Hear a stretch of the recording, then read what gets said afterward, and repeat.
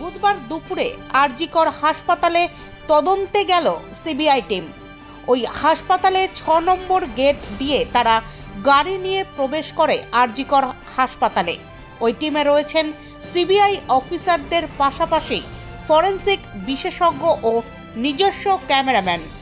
আরজিকর হাসপাতালে যে বিল্ডিংয়ের 4 তলায় সেমিনার হলে নিহত পড়ুয়া তরুণী চিকিৎসকের মৃতদেহ পাওয়া গিয়েছিল, সেখানেও তদন্তে যায় সিবিআই। এদিন সিবিআই টিমের সঙ্গে ছিল কেন্দ্রীয় বাহিনীর জওয়ানরা। সেমিনার হল সংলগ্ন যে মহিলা চিকিৎসকদের বাথরুমটি সংস্কারের কাজ বন্ধ রাখা হয়েছে মাঝপথে, সেই স্পটেও সিবিআই টিম পৌঁছে যায়। সেমিনার হলের বিভিন্ন স্পট থেকে তারা নমুনা সংগ্রহ করেন, বিভিন্ন স্পটের ছবি তোলেন তারা।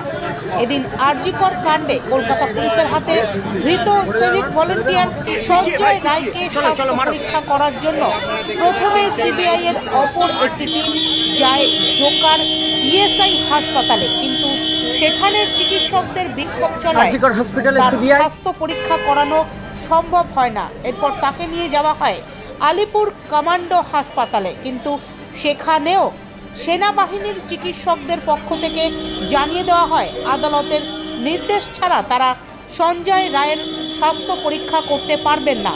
এরপর সিবিআই টিম সঞ্জয় রায়কে নিয়ে পৌঁছয় শিয়ালদহ রেল হাসপাতালে।